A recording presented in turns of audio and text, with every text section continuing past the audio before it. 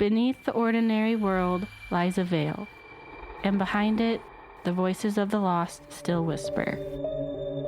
We are your guides into the shadows, where true crime meets the paranormal. From chilling crimes to haunted histories, we uncover the stories that refuse to rest. This is Veil of Echoes.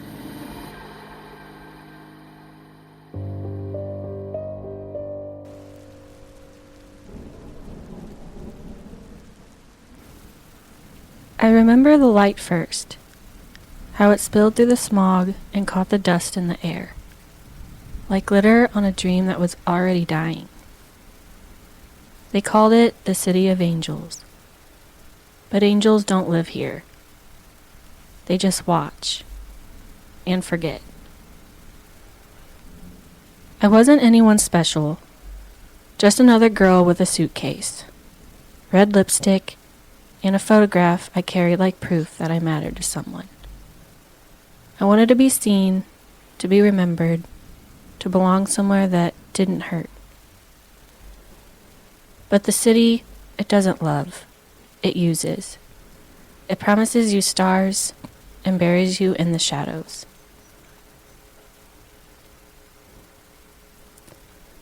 The night they found me, the air was cold, the ground was wet, and the reporters were already calling me something else.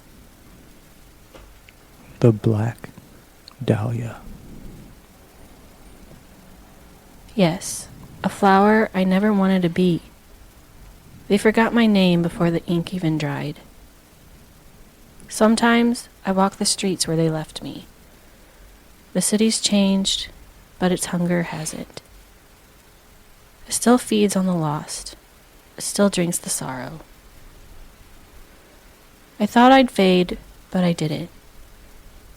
I became a whisper in the alleys, a reflection in broken glass, a name said too softly to mean anything at all. If you see me, don't look away, because all I ever wanted was to be remembered. Hey guys, welcome back to Veil of Echoes. We're your hosts. I'm Lindsay. I'm Zach. And I'm Bria. Each week we step into the spaces where truth and terror blur, where the light of the living fades, and the voice of the lost still whisper through the static. Before we start tonight's descent into the Dahlia story, we want to thank you, our listeners, for walking with us through the shadows, and for helping us grow this community of curious souls. Every follow, every review, every share, it keeps the lantern burning just a little longer. So if you haven't yet, make sure to follow Veil of Echoes podcast on TikTok, Instagram, and Facebook, where we share behind the veil moments, haunting visuals, and glimpses of what's still to come. Your support keeps these stories alive and helps the echoes carry a little farther. Okay, I have a question. What? Have you seen Black Phone 2 yet? No. Oh, me neither. We were talking about it earlier. I was wanting to see if she saw That it. was so random. It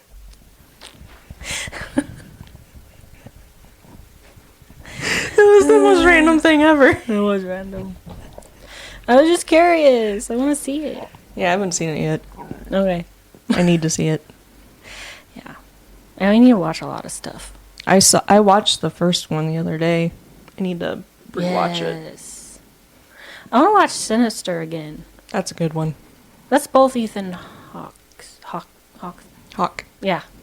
Yeah. And he was in the first Purge, right? Mm-hmm. I need to watch that again, too. Daybreakers. Oh, the new Strangers is out also. And Moon Knight. I want to watch that movie. The new Strangers movie. It looks good. Yeah, anyway, sorry, that was random.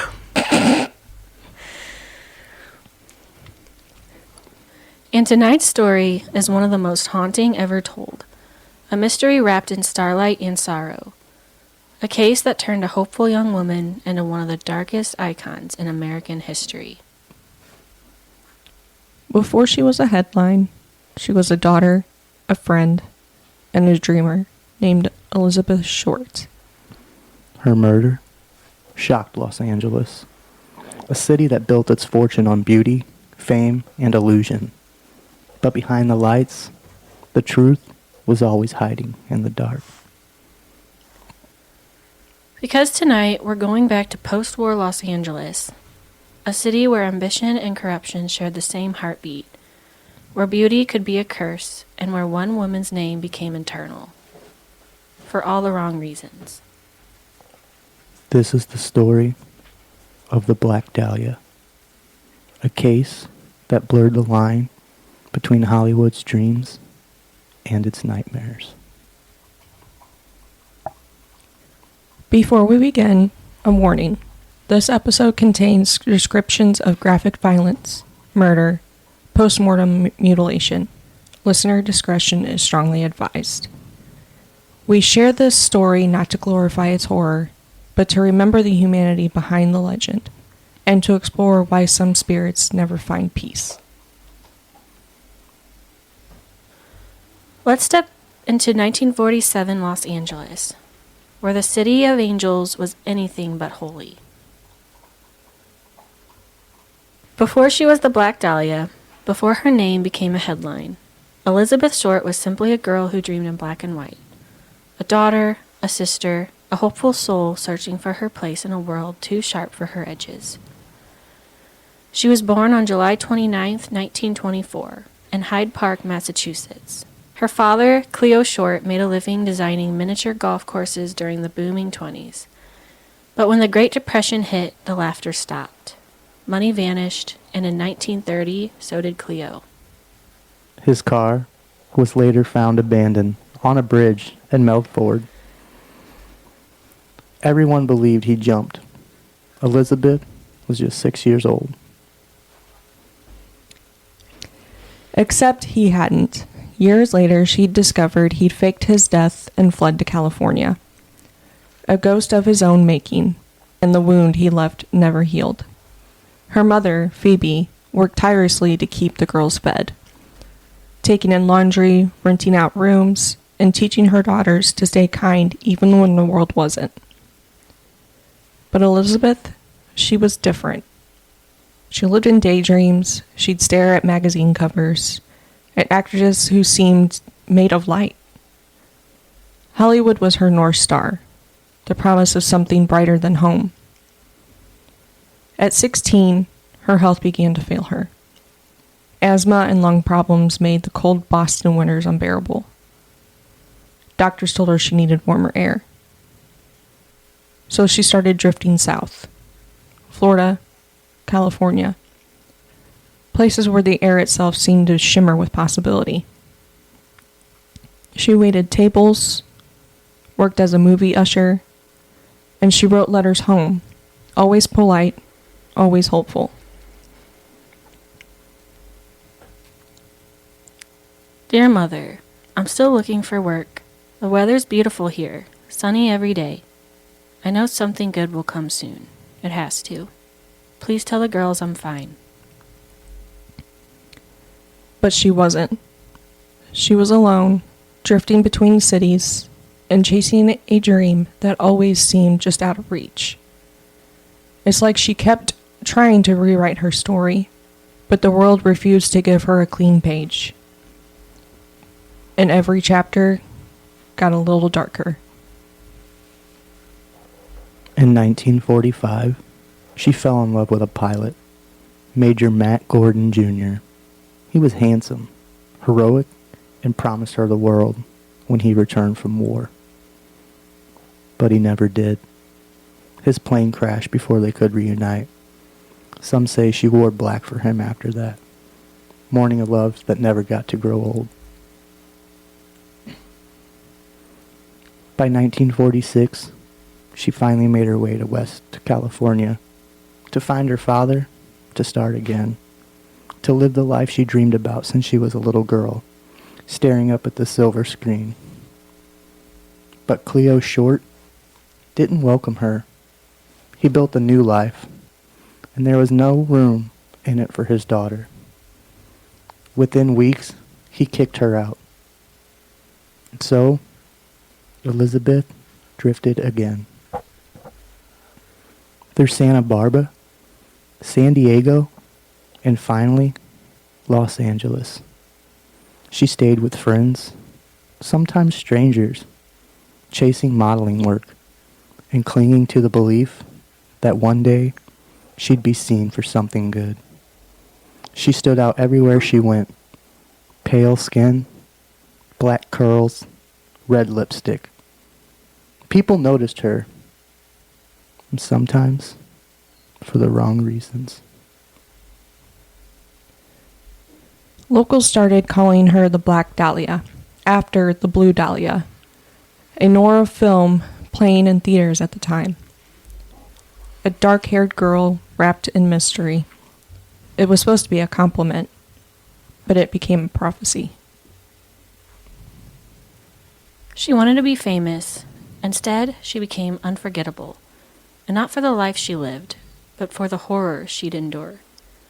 She came to the city chasing light, but the light she found was from camera flashes after she was gone. In the city of angels, even the innocent learn to hide their wings.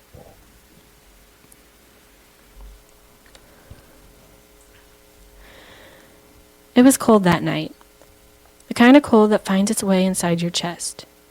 I remember walking, past the Biltmore, past the corner bar. The lights were still on, but the faces had all gone home. I kept thinking about calling someone, anyone, but I didn't know who would answer. There was a man by the bus stop. He smiled at me. He said he knew a place where it was warm, and I believed him.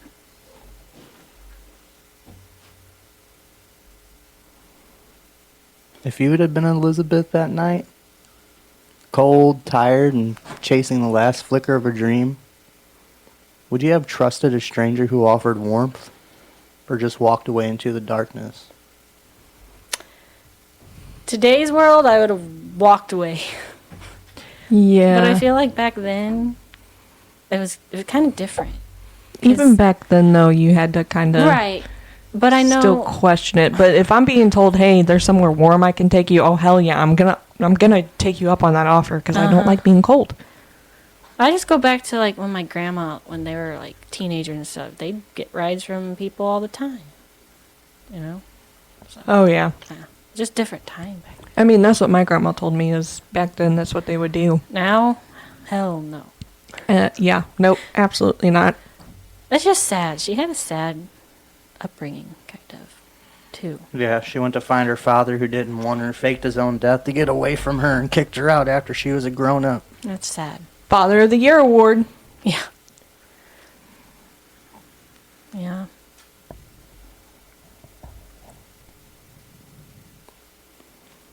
That was the last time Elizabeth Short was seen alive. After that night, she vanished into the city, swallowed by its shadows, and by the man who waited there. For most of the city, January 15th, 1947 began like any other winter morning. But somewhere south of downtown, in an empty lot that hadn't seen sunlight in weeks, a mother and her daughter were about to find something that would change Los Angeles forever. And with that discovery, the city's mask finally cracked. It was a cold Wednesday morning, January 15th, 1947. A thin veil of fog clung to the streets of South Los Angeles. On Norton Avenue between 39th and Coliseum, a young mother named Betty Bersinger pushed her daughter's stroller towards Crenshaw Boulevard. She was running an errand. Something simple, forgettable. But what she found that morning would be remembered forever. At first, she thought it was a mannequin, something pale, dumped in the vacant lot ahead. It looked too still, too smooth, too posed. She almost kept walking. But curiosity made her take a few more steps. And that's when she realized it wasn't a mannequin at all.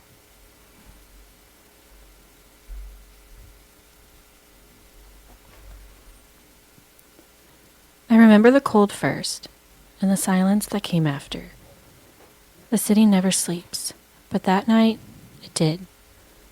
No one saw, no one stopped, and then, nothing. When police arrived, they realized this wasn't just murder. It was a statement. The body had been cut clean in half at the waist, drained completely of blood. Her skin was so pale it looked almost blue in the morning light. There wasn't a single drop of blood in the dirt. No drag marks, no sign she'd ever struggled.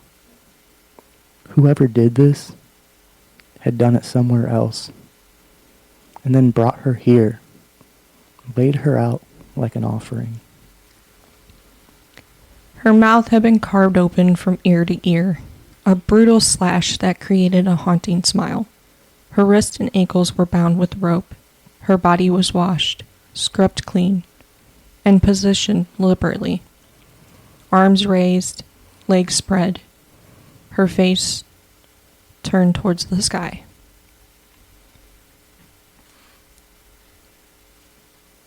Detectives later said it looked almost ritualistic, as if her killer wanted to erase the human from her and leave behind a symbol instead.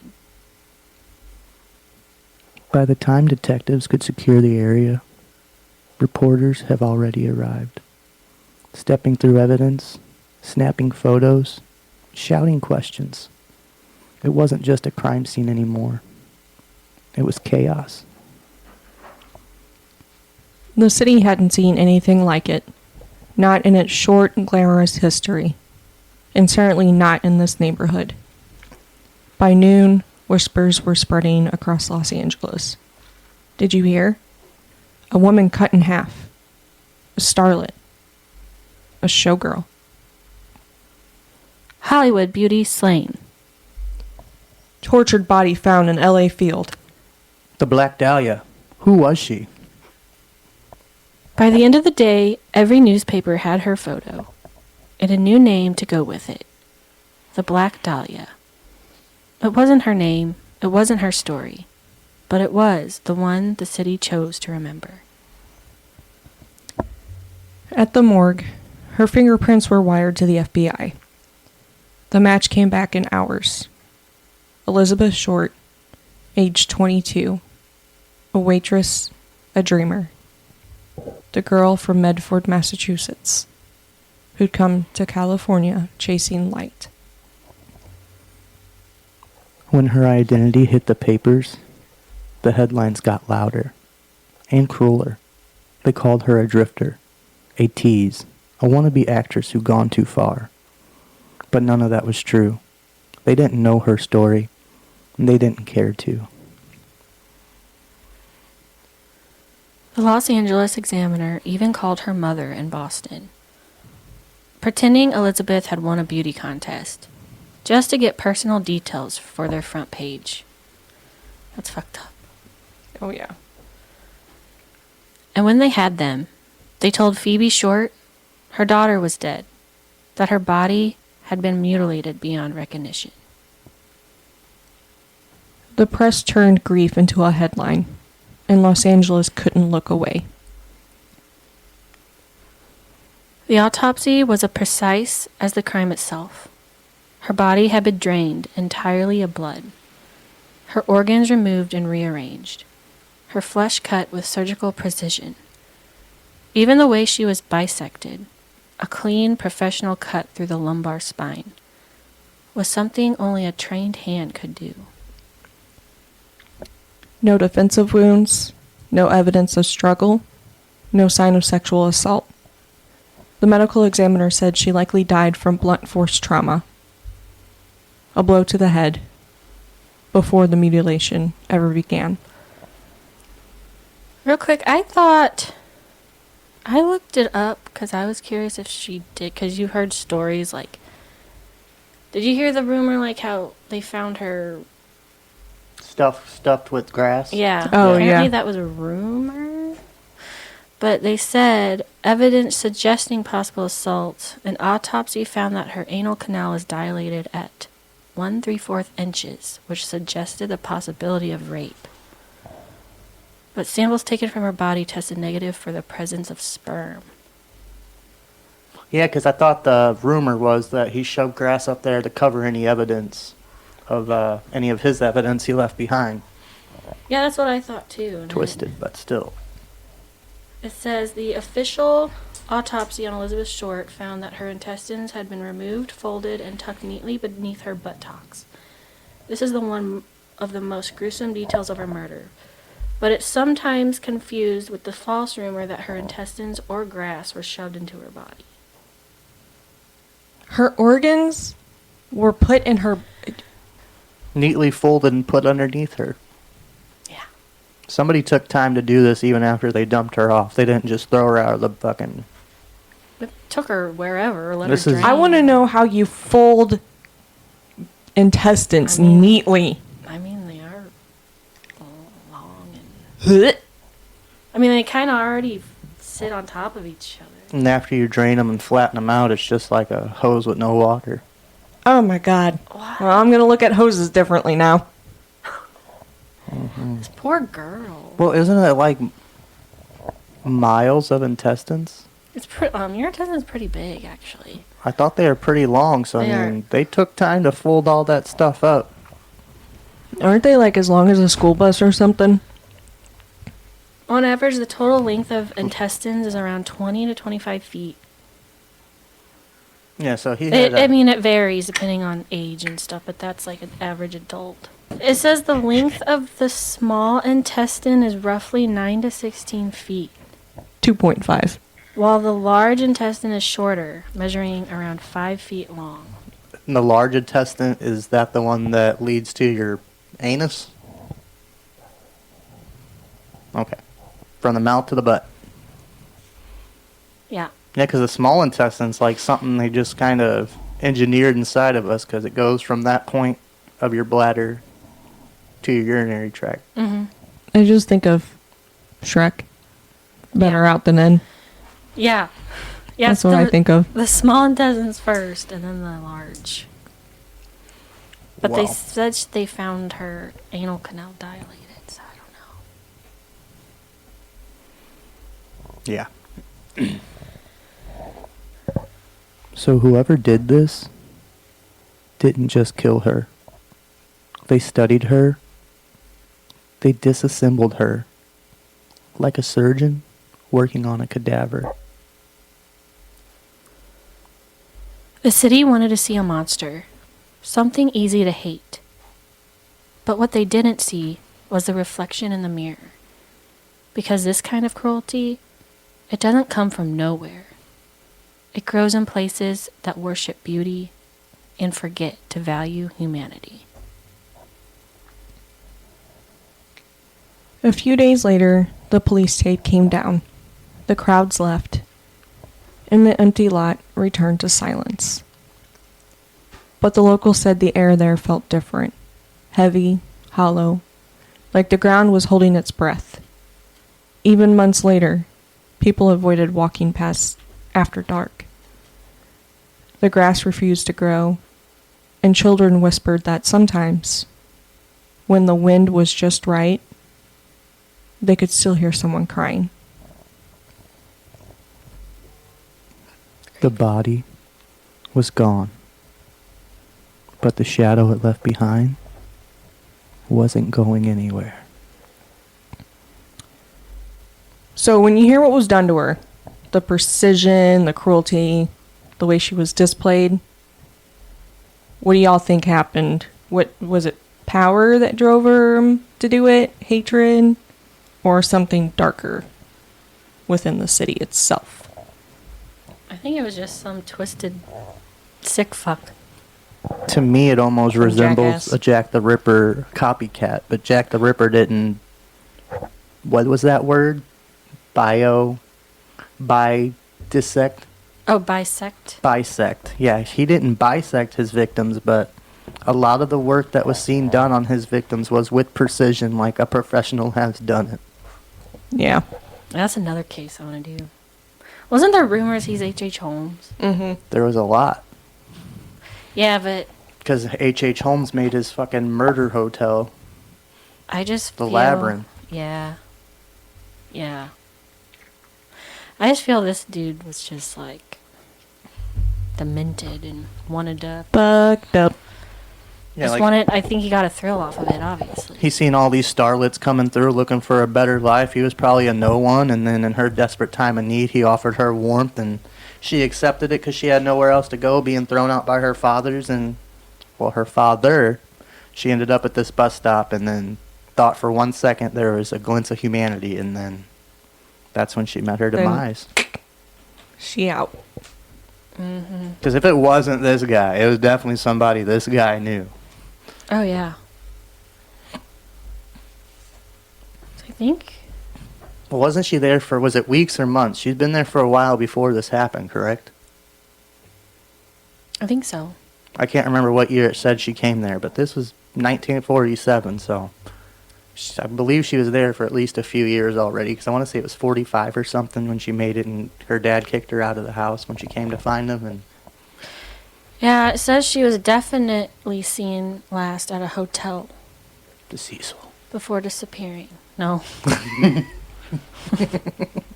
You never Are know. you sure? Yeah, true. Yeah. Whatever it was, Los Angeles had just met its own ghost. By the end of January 1947, the Black Dahlia investigation had consumed Los Angeles. Detectives flooded the city. Reporters slept in their cars outside police headquarters. And everyone from studio executives to street sweepers had a theory. The LAPD interviewed more than 750 suspects. Over 150 people confessed. Every lead seemed promising, until it wasn't. But 4 names would echo through the decades. Why do people confess and they don't do? Because they're stupid. For the glory and the glamour. 150 people confessed. I did it. Johnny want- did it. They want to be infamous. It's annoying.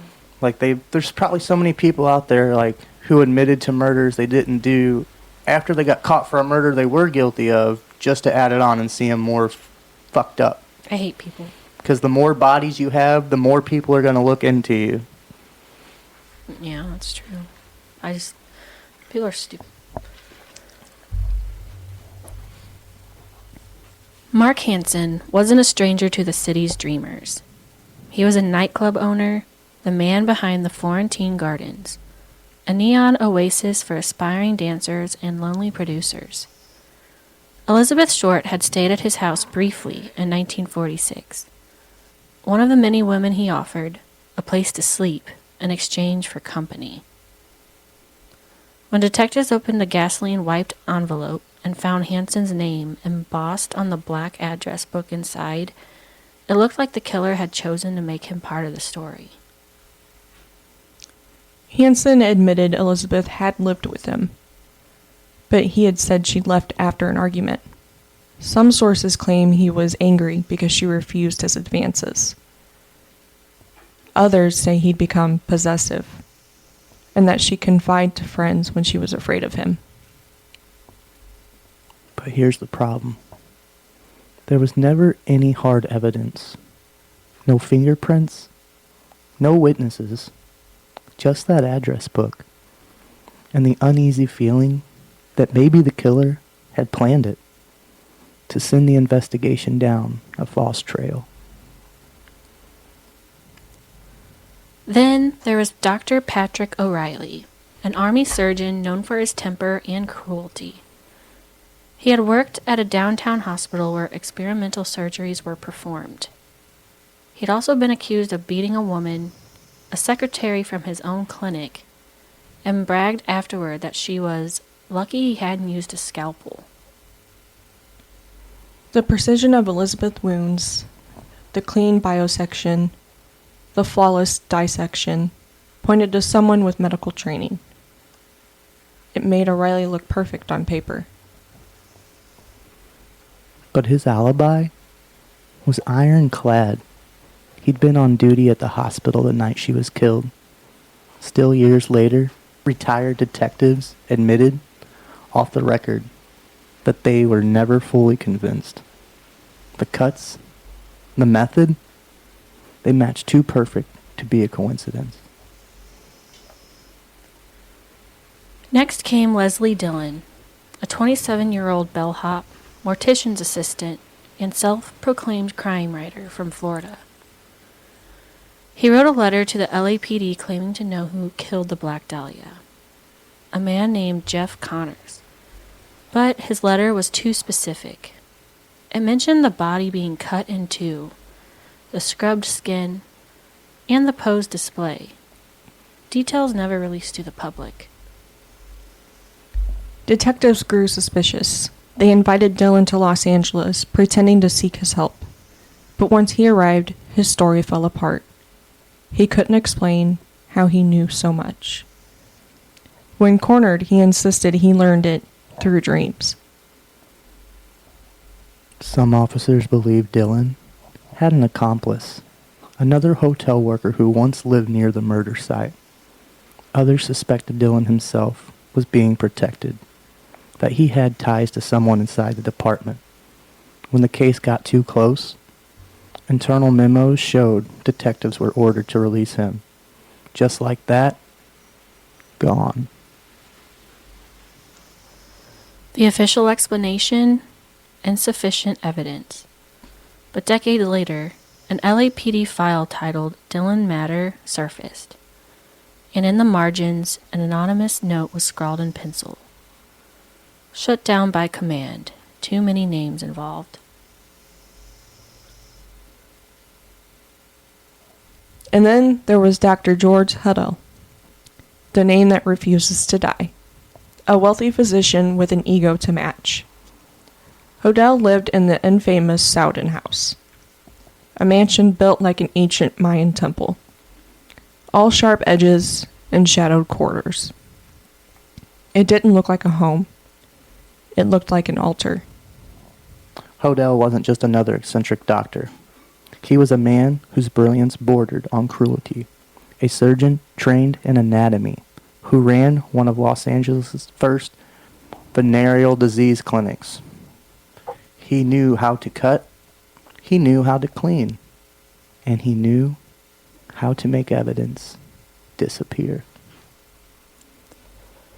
By the mid-1940s, George Hodel had built a reputation among Hollywood's elite. He surrounded himself with artists and outcasts. The surrealist photographer Man Ray, filmmaker John Huston, and a circle of avant-garde thinkers obsessed with death, desire, and distortion. At his parties, guests whispered about his dark fascinations, his medical photographs, his morbid art, and his appetite for control. Some said he fancied himself an artist of flesh, a man who saw beauty in dissection. And Elizabeth Short, she was drawn to that same orbit. The city's underground was small, and she fit the type Hodel surrounded himself with. Dark hair, pale skin, and delicate features. Even in her photograph, she looked like a muse painted in shadow. In 1947, when her body was found, LAPD detectives quietly noted that the surgical precision looked like something only a trained medical professional could do. And in a city filled with doctors, George Hodel's name kept surfacing. He'd once worked at a Los Angeles County General Hospital, just minutes from where her body was discovered. Then came 1950. LAPD's Internal Affairs Division launched a secret investigation into Hodel after his teenage daughter accused him of incest and abuse. The trial collapsed. Witnesses intimidated, evidence buried. But detectives walked away unsettled. They suspected he might be connected to something far darker. So they bugged his home, For 6 weeks, officers hid microphones in the walls of the Souden house, recording every conversation. Over 40 hours of audio was captured, and what they heard chilled them. Supposing I did kill her, the Black Dahlia, they can't prove it now. They can't talk to my secretary anymore. She's dead. That secretary, Ruth Spaulding, had worked for Hodel years earlier. She died mysteriously after threatening to expose him for performing illegal abortions and billing patients for procedures he never did. Police at the time suspected foul play, but the case was closed. Okay, that made me think, sorry. American Horror Story Season 1. Murder House. Murder House. Murder Doing House, the yeah. illegal abortions in Was the that, basement. I guess, who this was based off of? I mean, it could be. Hodel. Ho, who you doing? How you doing, Hodel? How you doing, I Ho? think so. Because he was... The monster doctor. Yeah, Well- because, I mean, he was doing illegal abortions and stuff. Didn't he also, like, try to create a Frankenstein baby or something? That was just in the American Horror Story. But... I was about to say, that was just in that. So he was the inspiration for Dr. Charles Montgomery in the show's first season. Montgomery. Yeah. Okay. Sorry, I was just like, wait a minute. This sounds I familiar. mean, every time we read some of these, 'Cause I when- think about well, when American I- Horror Story. Was looking it up earlier when I was doing some research. I was like, The Murder House was think in that was California, wasn't it? yeah, that's where Okay, it's I was at. about to say, she went on the tour and learned about her house, and they're like, you can't get off here. She's like, I live here. Oh, fuck. I love that show. I love the first season. Yeah, I need it's to a good watch the one. other ones, but the first one was my favorite. Second one's good. Third one's good. Fourth one's good. When Jessica Lange left, I didn't care for it too much anymore. But anyways, when Internal Affairs reviewed the tapes, they marked Hodel as a prime suspect in the Black Dahlia case. But within months, the surveillance operation was shut down, the files sealed, and Hodel, untouchable, connected to judges and councilmen, simply slipped away. He fled Los Angeles soon after, first to Hawaii, then to the Philippines, where he built a new clinic and a new life. He'd spend the next 4 decades abroad, living comfortably, never charged, never questioned again. Decades later, his son, Steve Hodel, a retired LAPD detective himself, discovered those old transcripts and evidence files in a dusty box. And the more he read, the more he realized the monster he'd been chasing his entire career might have been his own father. Steve found photographs in George's belongings of a woman who looked eerily like Elizabeth Short. Same hair, same features, same haunting eyes. In his father's journal, he found a cryptic entry written in 1947. A gift in blood. Steve also discovered that the surrealist art George adored, particularly Man Ray's Minotaur series, featured women's bodies dismembered and posed in the exact same fashion Elizabeth had been found. Even the smile carved into her face appeared in Man Ray's work, titled The Lovers. I just think of SpongeBob. Ma. Yeah. Oh, mama, mama, mama. Man Ray. Oh, God. Sorry. Every time.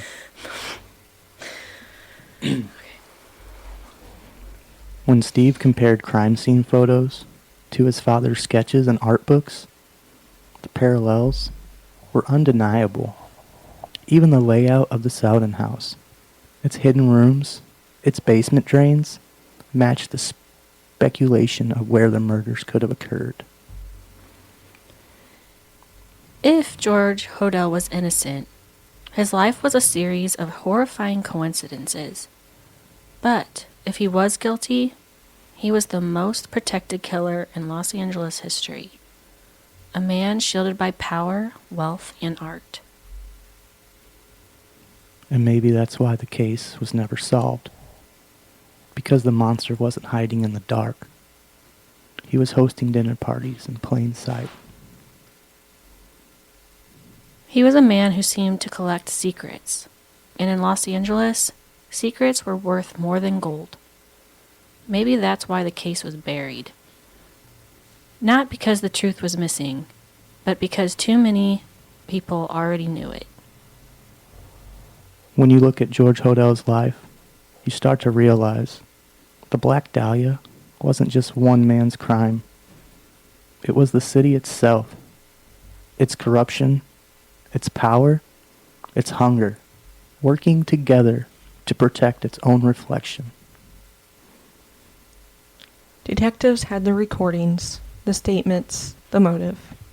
But instead of justice, they got silence. And silence in 1940s Los Angeles usually meant one thing. Someone powerful had pulled the strings. To understand how a man like George Hodel could vanish into thin air, you have to understand the department that was supposed to stop him.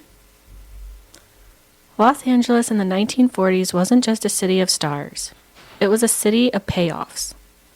A place where justice could be bought, and silence was the most expensive currency of all.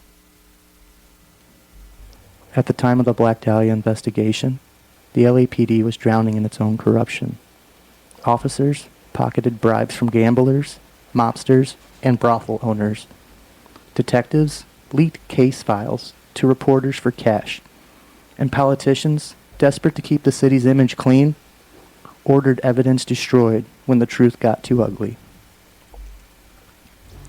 Chief Clements B. Hodel, the man leading the department, was already under investigation for accepting bribes from organized crime figures tied to the downtown underworld.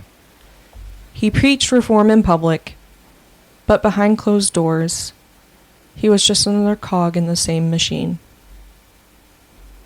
When Elizabeth Short's murder hit the headlines, it wasn't just a tragedy, it was a threat. A story that could expose just how rotten the city had become. So instead of chasing justice, the department chased control. Detectives who asked too many questions were reassigned. Witnesses who mentioned powerful names were ignored. And files that connected the cases to high society circles vanished. Years later, internal affairs investigators would quietly admit that evidence tying George Hodel to the Dahlia's murder had been deliberately buried to protect influential men. Even the transcripts from the wiretaps, those recordings where Hodel practically confessed, were sealed away for decades. The case didn't die because they couldn't solve it. It died because solving it would have meant pulling down the very walls that kept the city standing. By 1949, the investigation was a shell of what it started as. The lead detectives, Harry Henson and Finis Brown, had been reassigned. Hodel reassigned in disgrace, and the department buried its shame under fresh scandals. But in that silence, the truth never really stopped whispering. Some said the Dahlia case was cursed, but maybe it wasn't a curse at all. Maybe it was a mirror, reflecting a city that no longer could tell the difference between beauty and decay.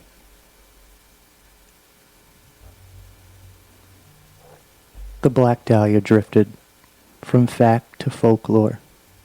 Writers turned her into fiction. Filmmakers borrowed her tragedy for plot lines. Each retelling blurred her face a little more. For some, she symbolized lost innocence. For others, the price of fame.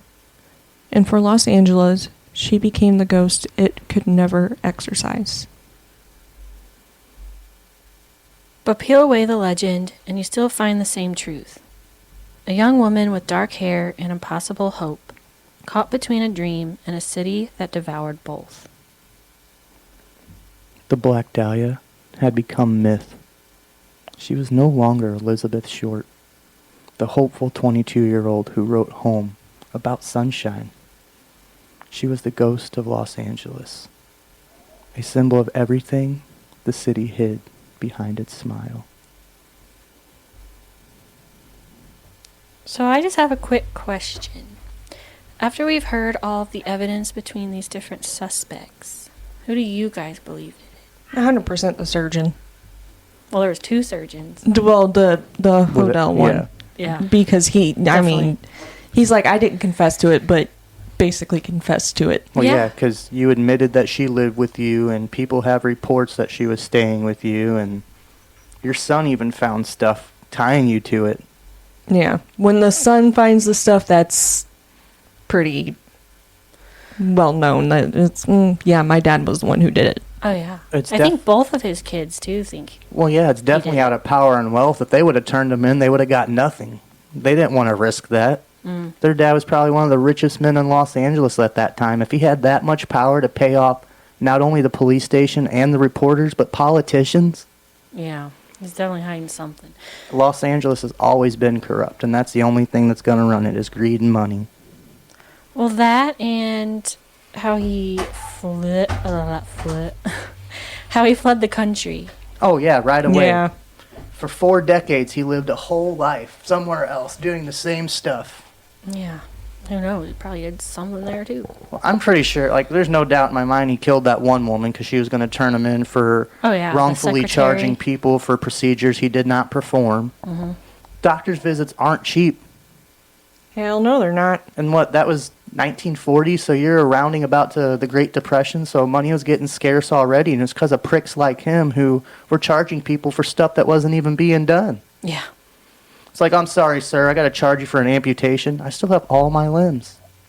I took one off. Oh, Yeah, I definitely think it was him.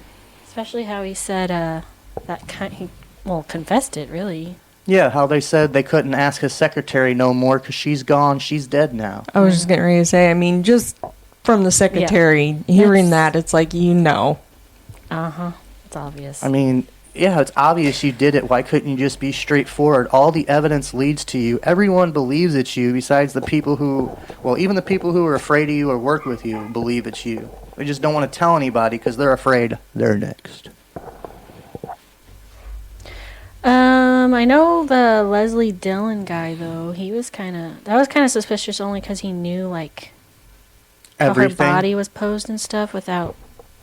Well, what was he again? He was like a He was movie the guy. bellhop, Bellhop. mortician assistant. Okay, so So I can see that, but, I mean, that's kind of weird. he But could have been Hodel is easily more- tied to the underground, the drugs, the lying, everything going on, because being a bellhop or a mortician's assistant, he wasn't making a lot of money, so he was probably going through the struggles and hanging out with the very crowds that were talking about these situations, and to make himself relevant, he listened in a little too close to a conversation and had more information than he really knew. Yeah. But it was not a coincidence, because he either knew it directly or heard somebody describe it exactly how it went down. Well, that and just how precise her, cuttings were. Like, I wouldn't know what the fuck I was doing if I, Yeah. Mine would look like zigzags, jagged, and... And how he drained her completely of her blood. Like, where... Yeah, because Where do no you blood was drain her fine at? there. He Blood probably found turned her upside down and Well, yeah, drained her Ugh. in his house somewhere. well, he built a Mayan sacrifice temple as a home that had drains in the basement. He did some kind of ritual there with his Hollywood buddies. Probably drank her blood because she was young. Because you know how that goes with the adrenochrome. Yeah. Fucking vampires and shit. Well, they believe the adrenochrome comes from, like, babies, and it comes in their blood. It's something Well, that's fresh. he didn't build it, though. I know, he just lived there, so whoever built it was just as sick as this guy was. Cause you're It was telling me- designed by architect Lloyd Wright in 1926 for his friends John and Ruth Soden and artist An artsy Hollywood couple. It was built in a Mayan revival style, resembling a temple or a gaping shark's mouth, and is constructed with patterned concrete blocks similar to Frank Lloyd Wright's textile block houses. Interesting to know that it's like the mouth of a shark. I mean, I guess you never really know that you're building a murder house. Yeah. So, yeah. I mean, he obviously liked the placement of it when he bought it. It's like, oh. Yeah, because it seemed like it was part of the city, but far enough away that it wasn't. Well, just the design. I feel like he thought there was hidden rooms and Everything he wanted, and he didn't have to do it himself. Mm-hmm. Okay.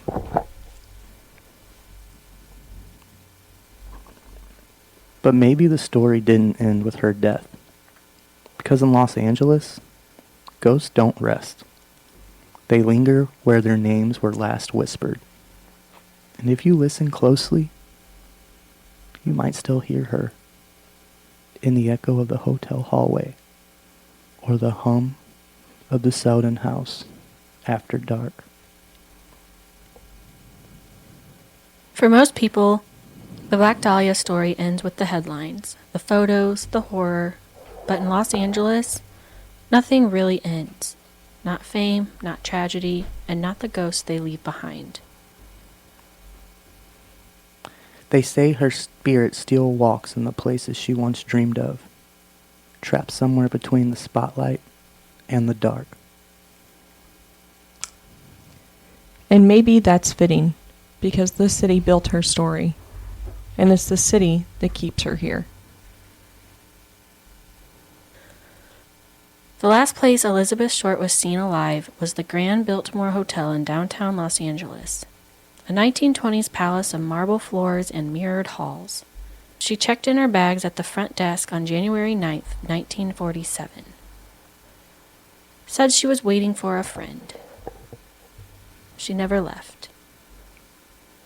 Staff at the Biltmore still whispered about the woman in black, who drifts through the lobby after midnight.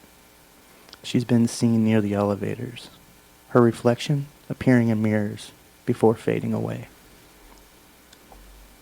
Guests have reported the sound of high heels clicking down the empty hallway, then suddenly stopping, as if she realized she was being followed. Security footage has captured strange light flares, cold spots appearing where no ventilation exists, and the faint scent of gardenia perfume, Elizabeth's favorite, lingering long after the halls go still. That was my stomach. That was loud. I thought it was one of the dogs growling. I haven't ate today, really, so, yeah. Yeah, no, you didn't. I woke up at 9 and I was like, I don't feel like it.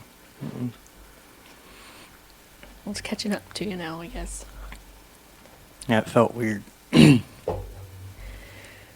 Across town, the Selden house still stands. Dr. George Hodel's mansion. All sharp angles and staring eyes. By day, it's an architectural landmark. By night, it's something else. Residents who've lived there since Hodel's time have reported cold drafts, the echo of footsteps where no one walks, and the faint smell of cleaning chemicals. The same odor investigators noticed at the crime scene. Paranormal teams have recorded EMF spikes and disembodied voices in the basement. One whisper, caught on tape, simply said, "Help me." Another, "He's here." Steve Hodel, George's son, once returned to that house with investigators. He said standing in those rooms felt like stepping inside his father's mind. Beautiful, brilliant, and rotten to the core. The empty lot where Elizabeth's body was found is quiet now. The houses around it have changed. Children play where the police once stood, but locals say the ground never feels quite right. It's said that dogs refuse to walk past. Lights flicker when cars drive by, and some nights, residents hear a woman crying softly, a sound that stops the moment anyone speaks her name.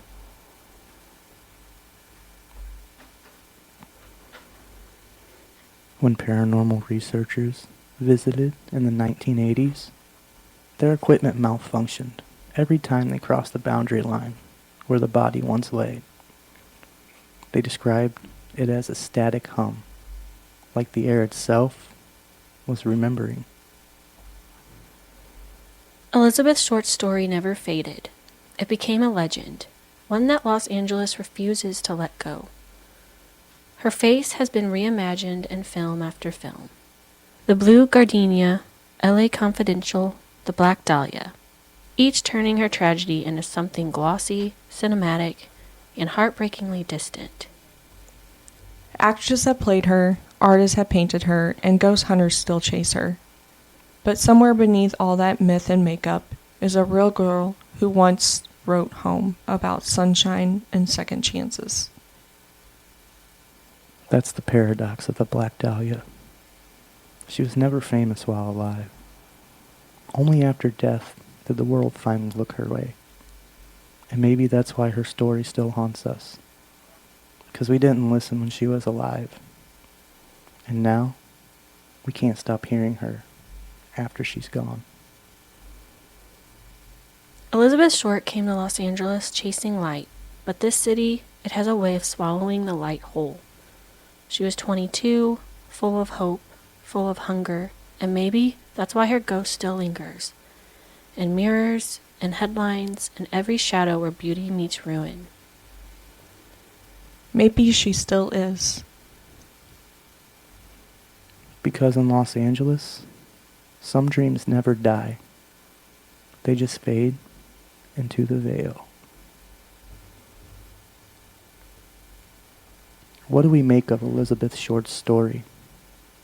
Was she the victim of one man's madness, or of an entire city built on illusion?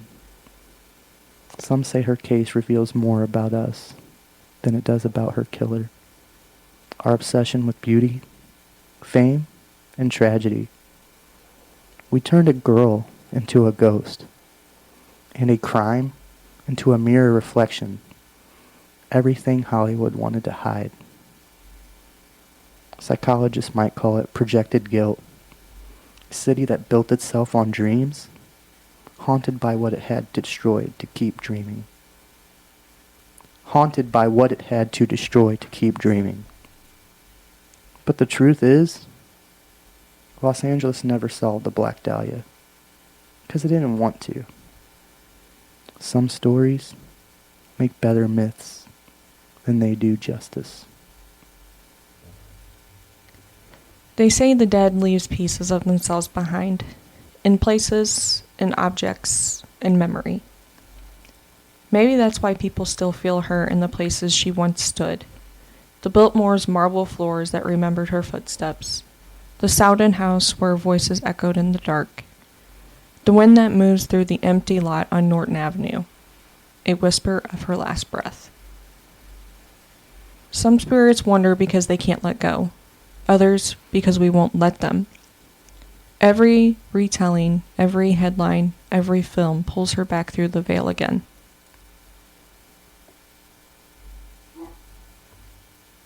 Whether you believe in ghosts or in the weight of memory, the Black Dahlia reminds us that stories can outlive truth, and that sometimes it isn't the killer who becomes immortal, but the victim who refuses to be forgotten.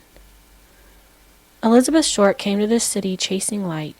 Maybe she found it, but not the way she imagined.